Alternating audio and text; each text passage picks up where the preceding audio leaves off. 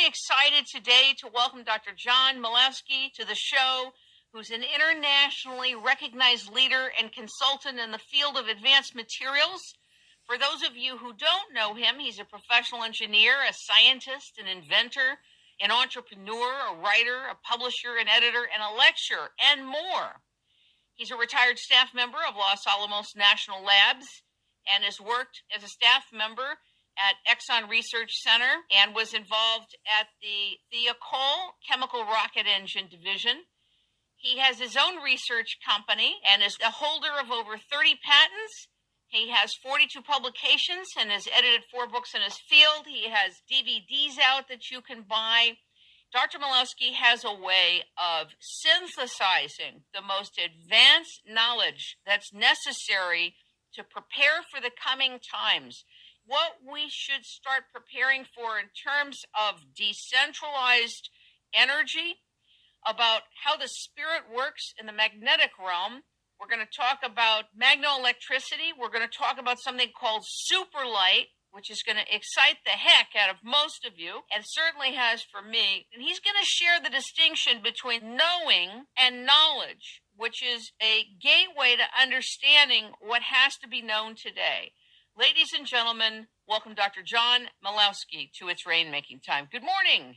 Good morning, Kim. Thank you very much. You're very kind with all the good words you say here.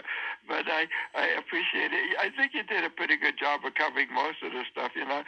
In fact, kidding around the place, the guy says, well, what are you famous for? What should we call you? I said, well, you could almost call me a wizard, or you could almost call me a mad scientist, or something in between, you know. Yeah, well, you know, it's the same kind of thing. The people are ready to this idea that we're more than just a bag of bones and a bunch of physical stuff, you know. We have an insight. We have part of the creativity in us and stuff. And we have a lot more going for us than we're giving credit for. In fact, most of the schools and all the training and all that stuff, I think there's a little conspiracy there to try to dumb down people and stuff. Well, really, it should be, I hope with help of Kim's program here, is that we could awaken the people to the true value of who we really are.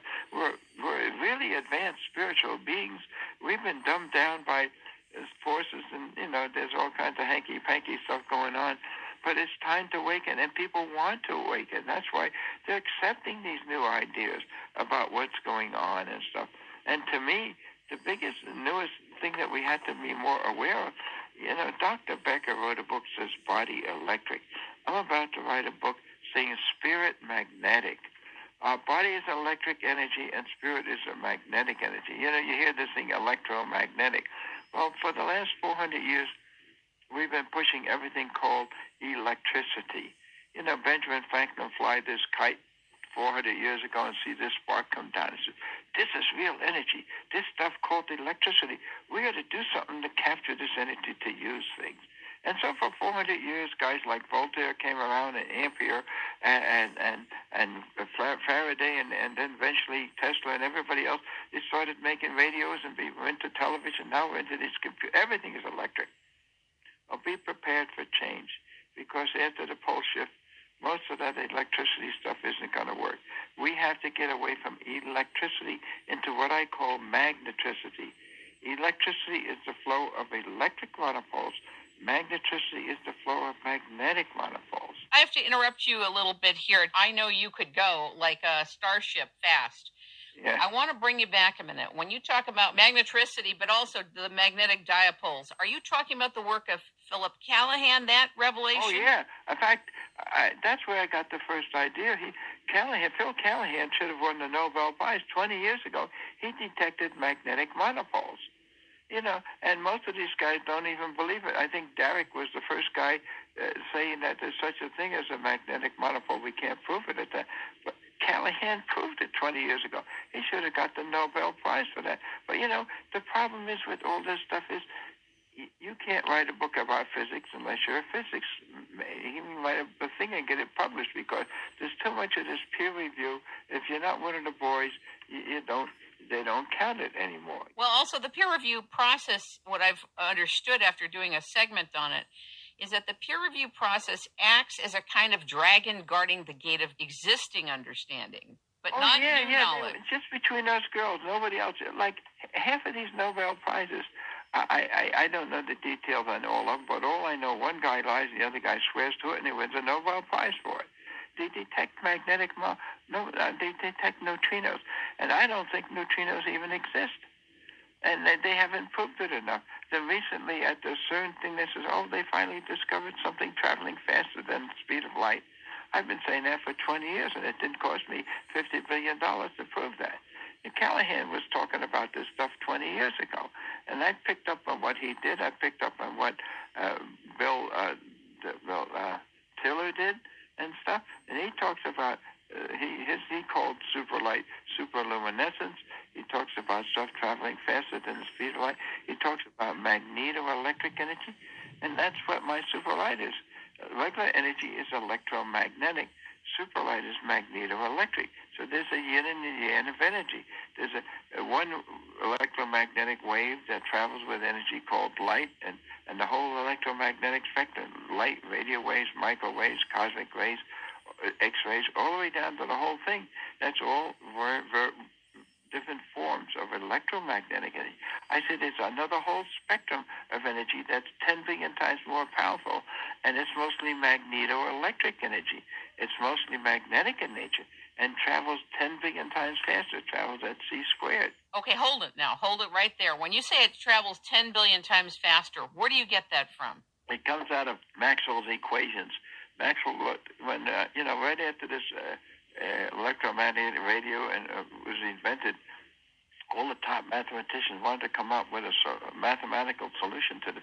So Maxwell got together with Faraday's equations, Voltaire's equations, all the different work that was done on electromagnetism, and came up with his famous wave equation. So if you put positive numbers in Maxwell's wave equation, he comes out with a definition of what regular light is, or radio waves. He says, from a point source or an antenna traveling out into space in all directions, at the speed of light, it's a wave that's mostly electromagnetic in nature, mostly electrical with a small magnetic component, and that's called regular light. But if you take Maxwell's equation and put in negative numbers, any good mathematical equation is just as valid whether you put positive or negative numbers. But if you put negative numbers into Maxwell's equation, guess what? You're coming out with something that's mostly magnetic in nature, traveling 10 billion times faster than the speed of light, and it's traveling into the antenna. So it's coming from outer space somewhere. And so I believe that, if you looked at recent pictures of galaxies, they show these spiral galaxies. They see a jet coming out of the core. These galaxies are rotating, and at the axis of rotation, you see jets of energy coming out the north and south, out of the top and bottom of these things. That's super light coming out of these things. Inside of these galaxies, as they get concentrated and get hotter and hotter, you get to a new form of matter. Regular matter is mostly electrical and small amount of magnetic energy. This is mostly magnetic or small amount of electrical energy. And the temperatures inside these galaxies, or these what you call so-called black holes, which aren't really black, they're radiant beings of super light. I want to just go back for a moment before you go any further. You talked about a pole shift, and not that I want this whole thing to be about a potential pole shift, but for people who do not accept that there will be a pole shift, or if there's confusing information for the public, you say it like a fact, and the question is always on the cycle of time. So even if there's not a pole shift, why is it that it's really important that we prepare to go into magnetic energy or magnetricity versus electricity? Well, because my understanding, and I'm not no way of proving this, but I hear this from, I'm on the internet and I listen to a lot of people that, much more into this, the physics of what's, or the astronomy of what's going on here. And they say that, because our sun belongs to the galaxy called the Milky Way, and the typical Milky Way or galaxy is about 100,000 light years in diameter and about 400 billion stars. So this is a big disk of rotating stars. And as it rotates, the stars on the outer side, they don't stay in the disk. It's sort of like a record or a flat plate, but the outer edges of the plate wobble a little bit, so they dip down in one side and up and down. And what it is, our sun now is dipping down into what they call the galactic plane. There's a plane which represents the center of this rotating disk, and it's mostly magnetic in nature, high levels of magnetic energy. And when the sun is going to go through that, it's going to be getting much more magnetically activated. And, then as a result, it gets magnetically activated. You get magnetic storms or solar flares, and all this stuff is spitting out energy toward the Earth. And that energy affects the magnetosphere around the Earth, and it also affects the ionosphere, which is the outer electrical charge around the Earth, and then that affects the jet stream, and the jet stream affects the weather. That's why I believe all this crazy weather stuff is coming. It's coming from the sun. A certain amount is from our pollution and upgrading that, but let's say it's only 5 or 10% of that. But most of it's coming from the sun, and the sun is as it rotates every 25,000 years to make this complete rotation, twice on a term, it dips down into this magnetic field, a magnetosphere, plane, and it activates the sun into these much heavier solar flares and stuff like this. And so this is what's coming. And all the astronomers and physicists and stuff who look at this stuff know that. I don't have a telescope. I don't look at that, but I hear these guys talking. And it makes sense to me because I feel this magnetic energy is coming in more. And independent of that, in my own studies, I kind of believe that we human beings are special kind of entities here. Our body is made of mostly electrical energy, and our spirit is made of mostly magnetic energy. So we're creatures of body and spirit. So Dr. Becker wrote a book. He says body electric, and everything runs on. You eat your Wheaties and you flex your bones, electrons jump back and forth. But I think we have a spiritual body which is made of mostly magnetic energy. And when we have emotions and feelings and work with attributes of the spirit, it's mostly magnetic in nature. And as a result, that's why so many people all over the world are getting emotionally involved. Look what's happening, the Arab Spring or anything else. Everybody's having an emotional shit fit, if you excuse the word. Sure. But something like this, they feel something coming. Their emotions are getting activated.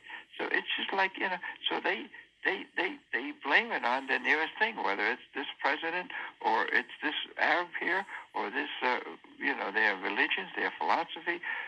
They're trying to find what's the cause of this, causing me to be so emotionally upset, and I got to clean this up because it's driving me crazy. They think they go out and kill a few people, it's going to solve their problem. It's not. You're not going to, no matter how many people you kill here, not going to stop the sun from dipping into this magnetic field. But is this part of the solar minimum? There's solar maximums and that's an 11-year cycle. We're talking about is 12,000 year cycle. Okay. It's much bigger, much stronger, more powerful, much different energy. Okay, so it's a completely separate phenomenon. It's a different thing, just like seconds are different from hours, and hours are different from days, and days are different from years. And these, instead of years, these are super years. 12,000, it dips down once, and another 12,000, it dips up again. So it's 25,000 to make the complete round. But this is a really biggie coming on magnetic energy, and in fact, it's going to affect the spirit. And those whose spirits are on the using most of their emotional and feelings and stuff addressed toward love and caring and healing are going to be energized really strong. And those on the other side, have hatred and anger and all that. Why the good are getting gooder and the bad are getting badder. There's something called the Carrington effect. Whatever it is, it's like EMP. People are worried that everything electrical will be shut down and inoperable. That comes from 3 or 4 different sources. It's interesting you brought that up because, in order to switch from a whole energy system based on the electromagnetics, we're going to have to switch to based on magnetoelectric. Instead of electricity, it's going to be magnetricity. And people give it a different name and all that stuff. But in order for that to happen, the old way has to go away, which might be the Tarantine fact, nothing electrical will work. You keep hearing of this even from the prophecies, the Catholic prophecies back in Garabandal, the same 3 days of darkness, and then they say nothing electrical is going to work. I heard that 20, 30, 40, 50 years ago when I was first reading. I was born and brought up number one Cadillac Catholic, and so we checked out all these prophecies and stuff, and they were talking about nothing electrical was going to work from either Fatima or Garabandal, some of these early prophecies. The kids talk to the Virgin Mary and get this stuff. But independent of the Catholic stuff and everything else, other sources are saying the same thing. Strictly physicists and astronomers and stuff like this. If this thing happens, it's going to knock out, as a big solar flare comes in, it's going to knock out the ionosphere to a degree. We had cases of this before. I think in 1850, something like that, a big solar flare came in and burned out the wires going into the batteries on all these telegraph systems. We didn't have telephones and all that, but the telegraphs, even their batteries got burned out and jumped from overloading the line to act as antennas. Now imagine a big solar flare coming along now. We don't have batteries. We have big transformers running thousands of billions of energy to whole cities like Albuquerque. We got 500,000 people here. If a solar flare came in and burns out our transformers, let's say we have 20 transformers running the solar grid, running the power into Albuquerque. I'm sure they only burn out about every 20 years, so they probably have 2 or 3 spare transformers. Solar flare comes in and aims at Albuquerque and knocks out 20 transformers. They only have 2. And if it does it at other stations, how many spare transformers do you have? And then if the electricity is not working, how can you make new transformers? So be prepared for days of darkness, these guys say. And it's nothing to do with mystics, or there's no little Maxwell demons on the sun. It's a normal cycle of the sun going around, causing extra electric and magnetic energy. And this magnetic energy is going to get, solar flares are going to overdose the system. And so I keep telling everybody, keep your gas tanks full, because if the power goes out, they can't pump gasoline. So you have no gasoline, and you keep your tanks full all the time. But we thought that just because about a month and a half ago, on the East Coast, 3 million people lost the electricity. They were down for like 10 days. Frightening. Some places they were down for weeks. And so this is going to happen where it might be down for 3 months at a time and stuff. So this is going to happen. It's in the cycle already. These things happen every so many times. We're dipping into it now. Here's the thing, though.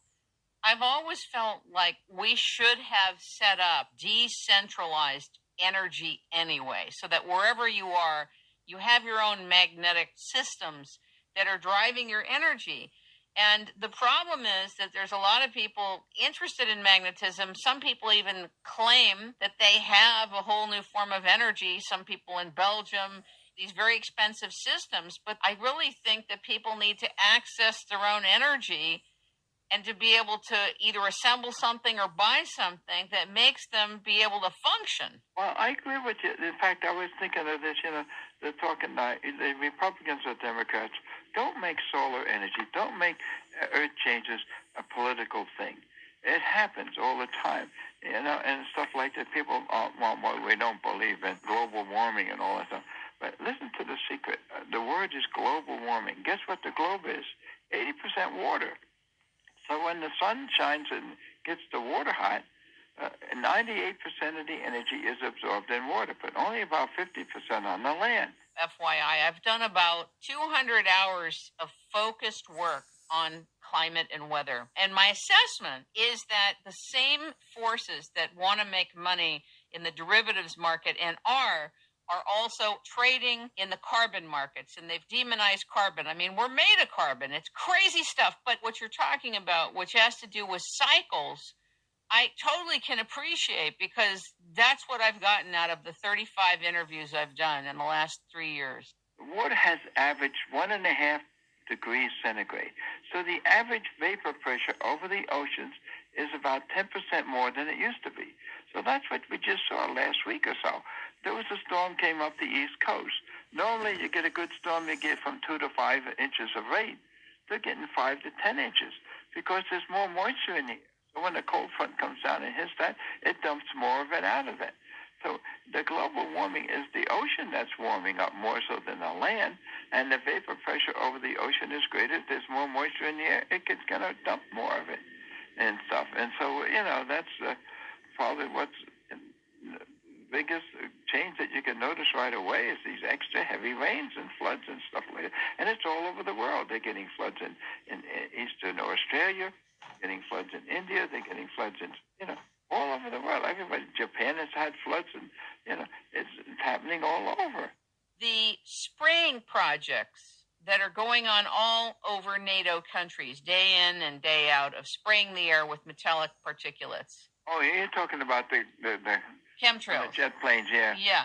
The contrails. Well, they call them contrails. You know what I'm talking about. But I can't believe that in the equation of looking at effects, the globalists have not looked at the fact that this is going on, that it's perceivable, it's obvious, and there's particulates found on the ground, on the snow, on the water, on the plants, and this has got to affect what you and I understand to be weather changes as well. I mean, they're covering the atmosphere with metals. Oh, yeah, it's mostly aluminum and barium. Right. And some calcium. And these are long-lasting particles, and they're not good for the health. More people are getting asthma, more kids are getting sick, all kinds of stuff. It's the same thing whether it's dumbing down the mind or dumbing down the body. There's people in control of these things. And I've seen some websites where they actually show pictures of these big tanks of fluids inside the planes, and they have nozzles and sprays mounted on the outside with pumps and everything so they can spray these damn chemicals. So it's real. These guys have these orders to go out and spray this stuff. Very much like Monsanto has a mission to control food across the world from the seed to the final product. Raytheon owns the patents for weather engineering that Tesla created. Yeah. And so it's very complicated, but I'm wondering, since we're talking about magnetic energy, how you think this may come to play in the interference of the normal cycle of weather for us. Well, they're doing what they can. I don't like to use this word, the elite or the Illuminati or something, but somebody higher up is in charge, and they control the money, and they control the military. Two-thirds of the military budget goes into black projects. Yeah, I understand. So that they could keep themselves healthy. They got hundreds of cities they made underground and all this kind of stuff to survive for 50 years because they know. They build big telescopes down in Antarctica and stuff. They know these big planets are coming, whether you call it Nibiru or Planet X or some comet or something. And they're going to affect, they're activating the sun even more so. And then the gravitational effect of these planets and stuff are the whole thing is going to change. And they said, well, we'll take care of ourselves over these cities underground. One thing they don't realize, well, this is my theory, is everything, they have to pump fresh air down into there. But electricity is not going to work unless they have a whole system based on magnetricity. They're going to go down, the doors are going to lock, and they're going to be in there for 50 years.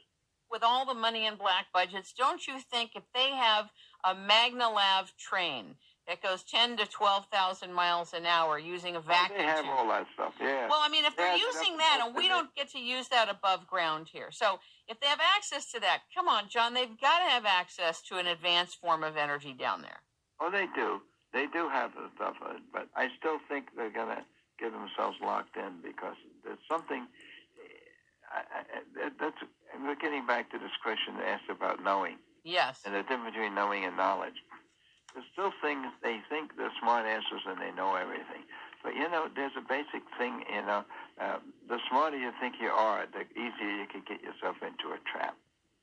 You have to be smart enough to stick your nose into some place. Oh, this is so great. And they don't know all the answers yet. And they're going to get their fingers burned and stuff. And so, but no, that's philosophy. I mean, it's speculation. So I like to talk about things I really feel I know. Right. No, I don't want to talk about the politics, but my original question to you in this area was, how is the spraying going on globally impacting our magnetic ability as well as the magnetosphere the ability to have magnetricity? Is it going to impact that? No, I don't think it's going to stop us from doing that. My understanding and the way I'm working on my magnetic battery, magnetic lights and stuff like this, that's not going to have anything. We're going to make thousands and millions of little things, like little black boxes that everybody have. And I'm working on a flashlight where instead of putting batteries into it, and you have to worry about how long the batteries are going to last, and you have to put them in right or left and all that kind of stuff, and then worry about the filament burning out. I'm going to make one where you don't put a battery in, you put a magnet in. Instead of electricity flowing, it's going to be magnetricity flowing. And that's not going to, and as long as the Earth has a magnetic field, this is going to work. And as long as there's galaxies out there spewing out super light, we're in this field of super light, magnetoelectric energy. Wait, I want to bring you back for 1 minute before you talk about the galaxy and the stars.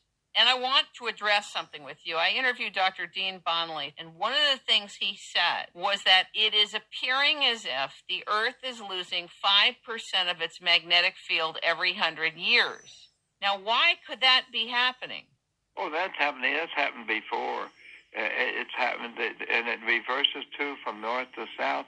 They have it recorded in the rocks, on the lava rocks around these big volcanoes, the direction in which the magnetic particles in the lava are aiming, and there's been 75 major magnetic field shifts in the last 200 million years, and so it happens regularly, and so it goes down and then it comes back up again. But even independent of that, that's only the magnetic energy from the Earth. But there's, as I say, 400 billion stars in our galaxy.